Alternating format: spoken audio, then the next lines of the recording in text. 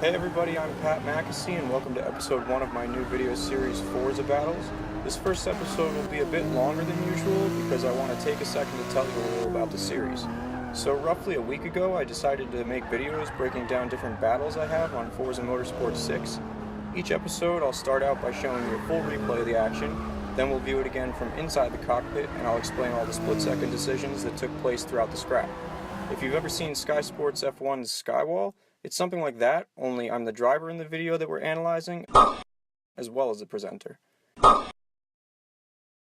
chose to use this race at Brands Hatch for the first episode because it pretty much sums up why I love playing sim racing games like Forza. Because the ranking system is pretty good at balance of performance, if you're in a lobby with people who race cleanly, then you can get some pretty awesome battles between two very different cars. In this case, I'm in the blue BMW M235i, and I'm up against a Holden GTS. Because Holden is owned by GM, the GTS has Chevy's supercharged V8 from the Camaro ZL1, so it leaves the factory with 575 horsepower. Whereas the M235i comes stocked with a less tuned version of the twin-scroll turbo V6 that's in the M2 and produces 320 horsepower. Plus, the Holden is more than 4,000 pounds stock, while the BMW is about 3,600 pounds. I don't know exactly what modifications he made, other than the wing and splitter which you can actually see, but I assume he had race springs and dampers, slick tires, and maybe a bit of weight reduction.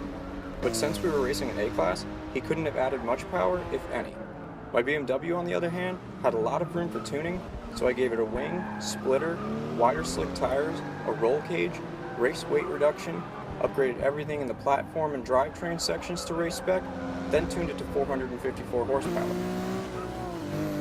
It's still down on power, but not by nearly as wide a margin. And because it has more grip than the Holden, we still had an intense duel and swap positions back and forth over the course of 3 laps.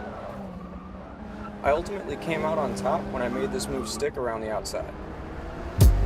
2 trailer park girls go round the outside, round the outside, round the outside.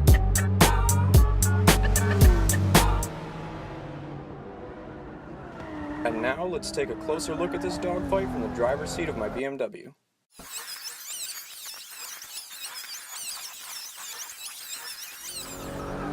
So I technically caught up with him towards the end of the lap because the Indy configuration of Brands Hatch is shorter.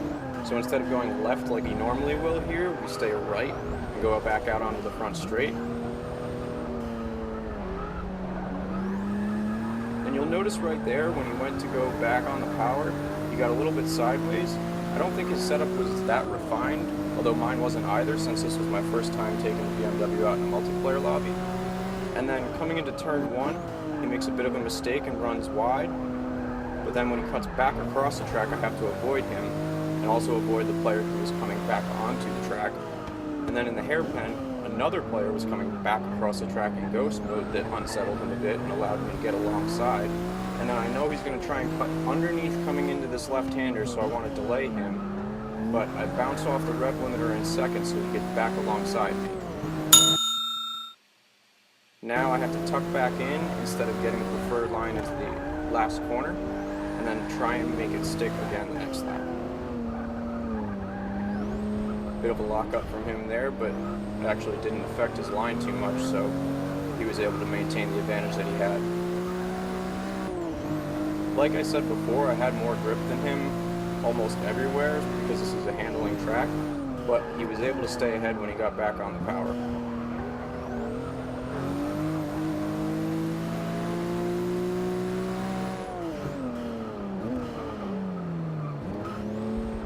He did tend to make mistakes into the hairpin though by hitting those big parts of the curb, and then he also made another error here when he ran wide, which allowed me to get up alongside him. But again, by getting back on the power with that horsepower advantage, he was able to stay alongside me and get the preferred line into the final corner, forcing me the long way around, which is the more difficult pass to make.